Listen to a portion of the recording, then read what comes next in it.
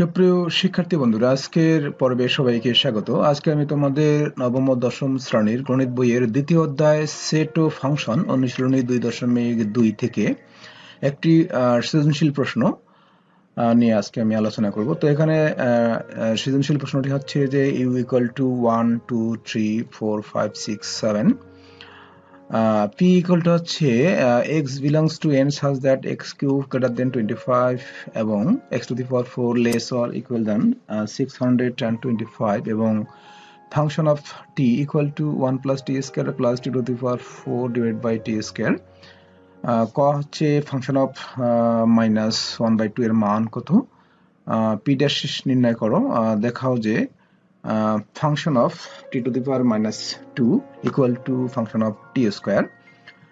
তো শিক্ষার্থী বন্ধুরা, চলো আর কথা না বাড়িয়ে আমাদের মূল পর্বে ফিরে যাই।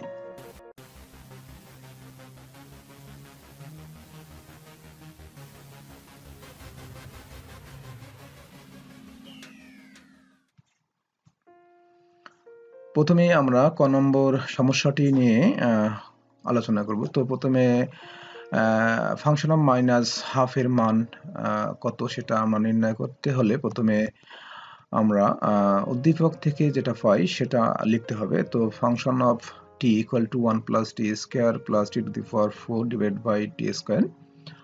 তো এখানে যেহেতু ফাংশন অফ মাইনাস হাফ এর মান নির্ণয় করব, সেক্ষেত্রে আমরা এখানে টি এর পরিবর্তে আমরা ফাংশন অফ অর্থাৎ টি এর পরিবর্তে মাইনাস হাফ বসাবো। যেখানে করে টি আছে সেখানে আমরা মাইনাস হাফ বসাবো। তো এখানে দেখো যে 1 প্লাস এখানে টি ছিল, টি এর পরিবর্তে মাইনাস হাফ, স্কয়ার ছিল স্কয়ার প্লাস এখানে টি এর পরিবর্তে মাইনাস হাফ, পাওয়ার 4 ছিল, পাওয়ার 4 দিতে হবে। তারপরে আছে নিচে টি এর মান হচ্ছে মাইনাস হাফ, তারপরে স্কয়ার আছে স্কয়ার দিতে হবে।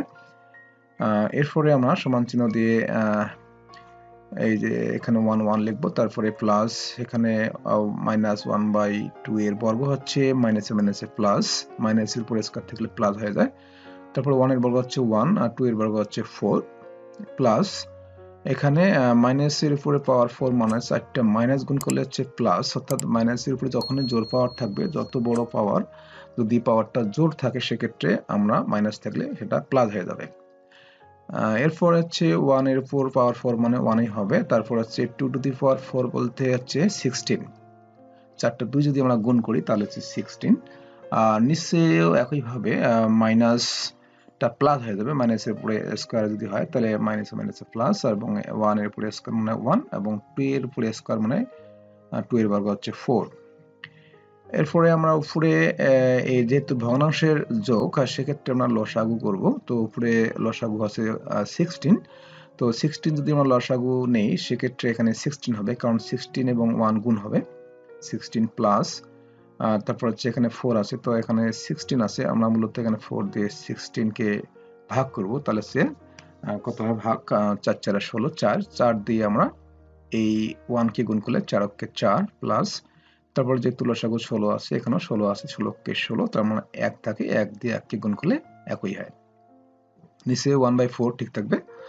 এরপরে উপরে আমরা কি হবে, এখানে 16 হবে এবং এখানে 16 আর 4 20 আর 1 21, নিচে 1/4 এটা ঠিক থাকবে। এরপরে আমরা যেহেতু এটা ভগ্নাংশের ভাগ, সেক্ষেত্রে আমরা কি করব, উপরের যেটা ভগ্নাংশ থাকবে সেটা লিখবো, লিখে গুণ দিয়ে আমরা এটাকে উল্টিয়ে নিব।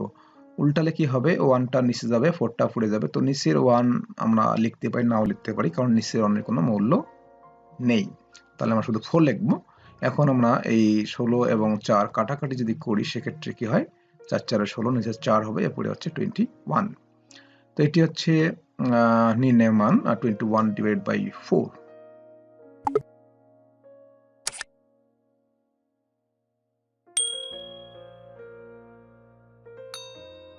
এরপরে আমরা ক্ষয়ে যাব, পি ড্যাশ এর মান নির্ণয় করতে হবে। তো উদ্দীপক থেকে পাই u equal to 1 2 3 4 5 6 7, p equal to x belongs to n such that x cube greater than 25 এবং x to the power 4 less or equal than 625। তো আমরা জানি এখানে যেহেতু p একটি সেট, এই উপাদানগুলো মূলত এটা একটি অর্থাৎ সেট গঠন পদ্ধতিতে দেওয়া আছে, এটাকে আমাদের তালিকা পদ্ধতিতে নিয়ে আসতে হবে। তো এখানে মূলত পি সেটের উপাদানগুলো স্বাভাবিক সংখ্যা হবে। তো পি সেটের উপাদান x, x belongs to N, তার মানে এক্স স্বাভাবিক সংখ্যা, তার মানে পি সেটের উপাদানগুলো হবে স্বাভাবিক সংখ্যা। তো এখানে স্বাভাবিক সংখ্যার সেট হচ্ছে n ইকুয়াল টু 1 2 3 4 5 6 7 ইত্যাদি আমরা লিখবো, কারণ এগুলো স্বাভাবিক সংখ্যা। তো এই স্বাভাবিক সংখ্যাগুলোর মধ্যে সেই সকল স্বাভাবিক সংখ্যা হবে যার ঘন, অর্থাৎ এক্স কিউব। অর্থাৎ এক্স কিউব বলতে এখানে এক্স এর মান 1 2 3 4 এগুলো বসাবো। বসানোর পর দেখবো যে মানটা 25 অপেক্ষা বড় হবে সেই মানটা মূলত এখানে গ্রহণযোগ্য হবে। একইভাবে এই সত্যটা পূরণ করতে হবে যদি আমরা এখানে x টু দি পাওয়ার 4 অর্থাৎ যে মানটি এখানে বসালে মানে পাওয়ার 4 করার পরে সেই মানটা অবশ্যই 625 থেকে ছোট অথবা সমান হবে। তো এখন আমরা এখানে মানগুলো বসাই। তো এখানে খেয়াল করো যে আমরা যদি এখানে x এর মান 1 বসাই সেক্ষেত্রে কিন্তু নিঃসন্দেহে হবে না, কারণ 1 এর বর্গ 1 কিউব কারণ 1ই হয়, সেটা কখনোই 2 থেকে অর্থাৎ 25 অপেক্ষা বড় হতে পারে না। সেক্ষেত্রে আমরা একবারে 2 থেকে শুরু করতে পারি। তো অযথা আমরা 1 থেকে শুরু না করে আমরা 2 থেকে শুরু করব। তো 2 থেকে যদি শুরু করি অর্থাৎ x ইকুয়াল টু যদি 2 হয় সেক্ষেত্রে আমরা এই যে এইখানে আমরা x এর মান 2 বসাবো। তো 2 কিউব, 2 কিউব মানে হচ্ছে সেটা অবশ্যই 8। এই যে এখানে আমরা বা দিয়ে এটা এখানে আমরা করব।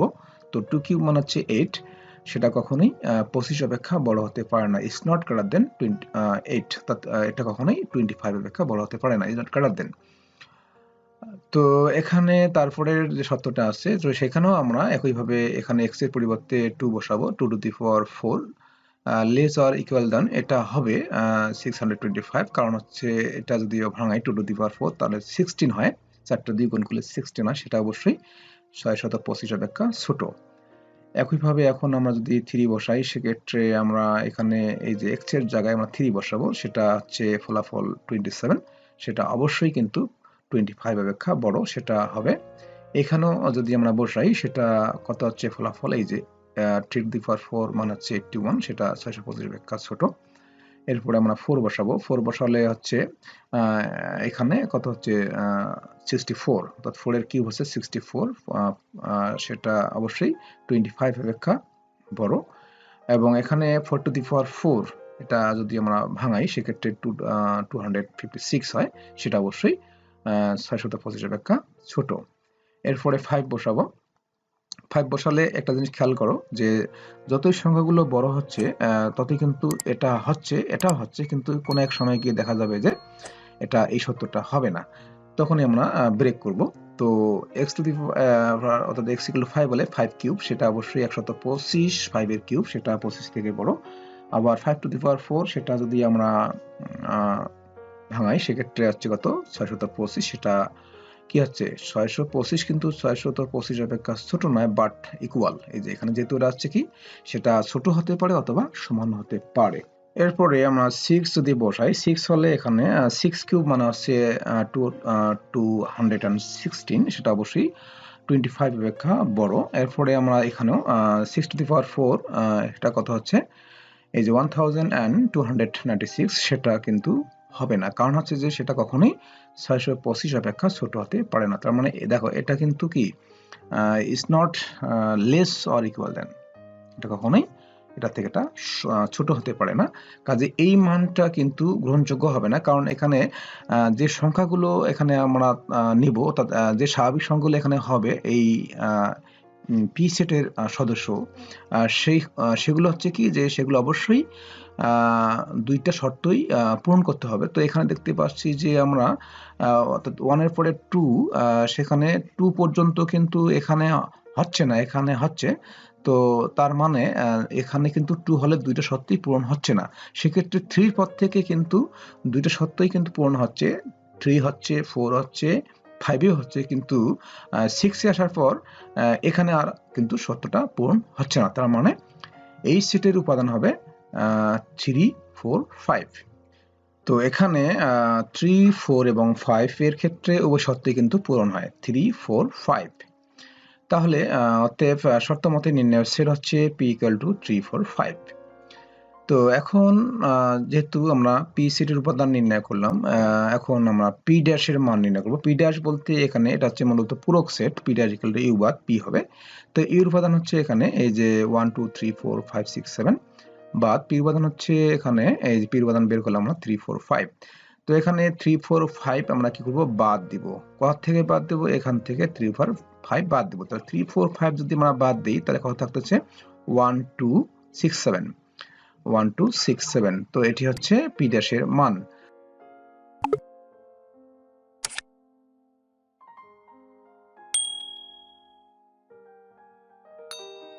তো এরপরে আমরা গ নম্বর যে সমস্যাটি সেটা করব। তো গ নম্বর হচ্ছে দেখাও যে function of t to the power -2 equal to function of t square. তো উদ্দীপক থেকে পাই যেটা আমরা সেটা লিখব। উদ্দীপক থেকে পাই function of t equal to 1 plus t square plus t to the power 4 divide by t square. তাহলে এখানে আমরা এই যেটা উদ্দীপক থেকে আমরা লিখবো এখানে, সেখানে কিন্তু আমরা কি করব, এই যে এটা বাম পক্ষে যেটা আছে যে টি টু দি পাওয়ার -2, তা টি এর পরিবর্তে এখানে আমরা টি টু দি পাওয়ার -2 বসাবো। তো টি টু দি পাওয়ার -2 যদি বসাই তাহলে 1 প্লাস এখানে টি স্কয়ার ছিল, টি এর পরিবর্তে আমরা টি টু দি পাওয়ার -2, তারপরে বন্ধনী দিয়ে আমরা এই স্কয়ারটা লিখবো, এই যে স্কয়ারটা, এটা কিন্তু বাদ দেওয়া যাবে না, প্লাস এই যে টি এর পরিবর্তে টি টু দি পাওয়ার -2, টি এর পরিবর্তে এবং এখানে পাওয়ার 4 আছে সেটা কিন্তু দিতে হবে বন্ধনী দেওয়ার পরে। একইভাবে টি এর পরিবর্তে এখানে টি টু দি পাওয়ার -2, তারপরে এখানে স্কয়ার দিব। এরপরে হচ্ছে এখানে আমরা এই স্কয়ারটা ভেঙে নিব, তো এখানে গুণ করে দিব। তো এখানে 1 প্লাস এখানে টি টু দি পাওয়ার কত হবে, 2 দুগুণ 4, টি টু দি পাওয়ার -4 হবে, প্লাস এখানে টি টু দি পাওয়ার -4 দুগুণ 8, 4 দুগুণ 8 হবে, এখানে টি টু দি পাওয়ার -4 হবে, 2 দুগুণ 4। এরপরে আমরা জানি যে যদি পাওয়ার কোনো সংখ্যার উপরে অর্থাৎ কোনো কিছুর উপরে মাইনাস পাওয়ার থাকে সেটা কিন্তু কি হয়, নিচে যায়। তো সেক্ষেত্রে এখানে 1 প্লাস এখানে কি হবে 1 divide by 2 to the power 4, সূচকের যে নিয়ম আমরা শিখেছি সূচকে, প্লাস এখানে 2 টু দি পাওয়ার মাইনাস 8 আছে, তাহলে 1 by 2 to the power plus 8 হবে। একইভাবে নিচেও 1 divide by 2 to the power 4 হবে। এখন আমরা উপরে লসাগু করব, যেহেতু উপরে একটা ভগ্নাংশের যোগ, নিচে যেটা আছে সেটা কিন্তু ঠিকই থাকবে 1 বাই 2 টু দি পাওয়ার 4। আর এখানে লসাগু কত হবে, টি to the power 8, T to the power 8 যদি হয় তাহলে এখানে ডাইরেক্ট আমরা 1 দিয়ে এটাকে গুণ করি, টি টু দি পাওয়ার 8। তারপরে এখানে টি টু দি পাওয়ার 4 আছে এবং এখানে লসাগু আছে টি টু দি পাওয়ার 8, তাহলে টি টু দি পাওয়ার 4 দিয়ে যদি আমরা টি টু দি পাওয়ার 8 কে ভাগ করি তাহলে টি টু দি পাওয়ার 4 থাকে। তাহলে এখানে লিখবো টি টু দি পাওয়ার 4 দিয়ে আমরা যদি a1 কে গুণ করি তাহলে টি টু দি পাওয়ার 4 হয়। তো মূলত আসলে আমরা যখন লসাগু করি, লসাগু করা যেটা হয় যেমন এটা আছে, তাহলে এটা মূলত যেমন এখানে 1 আছে, তো 1 দিয়ে মূলত টি টু দি পাওয়ার 8 কে ভাগ করা হয়। তো 1 দিয়ে যদি আমরা টি টু দি পাওয়ার 8 কে ভাগ করি তাহলে টি টু দি পাওয়ার 8ই থাকে, সেটা দিয়ে আমরা 1 কে গুণ করি। তো অনেক সময় আমরা ডাইরেক্ট এটা বলি যে এটা ডাইরেক্ট গুণ করতে হবে, মূলত এই জন্য ডাইরেক্ট এটা গুণ করা হয়। টি টু দি পাওয়ার 8 থেকে টি টু দি পাওয়ার 8 দিয়ে 1 কে গুণ করলে টি টু দি পাওয়ার 8, প্লাস এই যে আবার যদি এটাকে ভাগ করি টি টু দি পাওয়ার 4 দিয়ে টি টু দি পাওয়ার 8 কে ভাগ করি তাহলে টি টু দি পাওয়ার 4 থাকে, সেই টি টু দি পাওয়ার 4 দিয়ে 1 কে গুণ করলে টি টু দি পাওয়ার 4 হয়, প্লাস এখানে টি টু দি পাওয়ার 8 আছে এবং এখানে টি টু দি পাওয়ার 8 লসাগু, তাহলে আমরা যদি এটা দিয়ে এটাকে ভাগ করি একই জিনিস তাহলে 1 হয়, এই 1 দিয়ে 1 কে গুণ করলে 1 হয়। এরপরে আমরা যেহেতু এটা ভগ্নাংশের ভাগ, সেক্ষেত্রে উপরের ভগ্নাংশটা লিখবো, লেখার পরে উপরের ভগ্নাংশ ভাগ নিচের ভগ্নাংশ, তো ভাগের কাজ হচ্ছে গুণ দিয়ে উল্টিয়ে নিতে হয়, অর্থাৎ উপরে যেটা আছে সেটা নিচে লিখবো এবং নিচে যেটা আছে সেটা উপরে লিখবো। তারপরে আমরা এখানে কাটাকাটি করব। তো কাটাকাটি করলে এখানে থাকবে উপরে থাকবে যে T to the power 8 plus T to the power 4 plus 1 divide by হচ্ছে, এখানে যদি কাটাকাটি করি সেক্ষেত্রে নিচে হয় টি টু দি পাওয়ার 4, কারণ এখানে টি টু দি পাওয়ার 4 এবং এখানে আছে টি টু দি পাওয়ার 8, কাটাকাটি করলে টি টু দি পাওয়ার 4 থাকে। এটাকে সাজিয়ে লিখবো আমরা, তো 1টা সামনে লিখবো এবং টি টু দি পাওয়ার 8টা পিছনে লিখবো এবং মাঝখানে যেটা আছে সেটা লিখবো টি টু দি পাওয়ার 4 এবং তার নিচে আছে টি টু দি পাওয়ার 4। এরপরে আমরা এই যে ডান পক্ষে যেটা আছে ফাংশন অফ টি স্কয়ার সেটা লিখবো, কারণ এখানে আমরা মূলত এই যে এখানে টি এর পরিবর্তে এখানে টি স্কয়ার বসাবো। তো টি এর পরিবর্তে টি স্কয়ার বসালে এখানে কি করতে হবে, এই যে 1 1, তারপর হচ্ছে টি এর পরিবর্তে টি স্কয়ার, এই যে টি স্কয়ার, তারপরে একটা স্কয়ার ছিল এখানে, এই স্কয়ারটা লিখতে হবে, প্লাস এখানে কি ছিল টি টু দি পাওয়ার 4, তো এখানে টি এর পরিবর্তে আমরা টি স্কয়ার লিখবো, তারপরে হচ্ছে টি টু দি পাওয়ার যেটা 4 ছিল সেটা লিখতে হবে, তারপরে নিচেও কিন্তু টি ছিল, টি এর পরিবর্তে টি স্কয়ার, তারপরে একটা স্কয়ার ছিল, আমরা এই স্কয়ারটা এখানে লিখব। এরপরে আমরা এটা পাওয়ারে পরে গুণ করে দেব 1 প্লাস টি টু দি পাওয়ার 2 দুগুণ 4, টি টু দি পাওয়ার 4 হবে প্লাস এখানে টি টু দি পাওয়ার 4 দুগুণ 8, এখানেও টি টু দি পাওয়ার 2 দুগুণ 4 হবে। তো এখানে আমরা দেখতে পাচ্ছি যে বাম পক্ষটা আমরা এটা ছিল বাম পক্ষ, এটার রেজাল্ট পেয়েছি আমরা যেটা, এবং ডান পক্ষ এটা ছিল, এটার রেজাল্ট পেয়েছি আমরা কিন্তু এটা। তাহলে বাম পক্ষের যে ফলাফল ডান পক্ষের ফলাফলের সঙ্গে মিলে গেছে, অতএব আমরা লিখতে পারি এই যে function of T to the power minus 2 equal to function of T square. অতএব এটা আমাদের কি হলো, প্রমাণ হয়ে গেল। তো আমরা লিখবো যে দেখানো হলো। তো শিক্ষার্থী বন্ধুরা, এই হচ্ছে আজকের এই সৃজনশীল প্রশ্নের সমাধান। আশা করি তোমরা বুঝতে পেরেছো। এতক্ষণ থেকে আমার সঙ্গে থাকার জন্য সবাইকে ধন্যবাদ। সকলের জন্য আমি শুভকামনা করছি।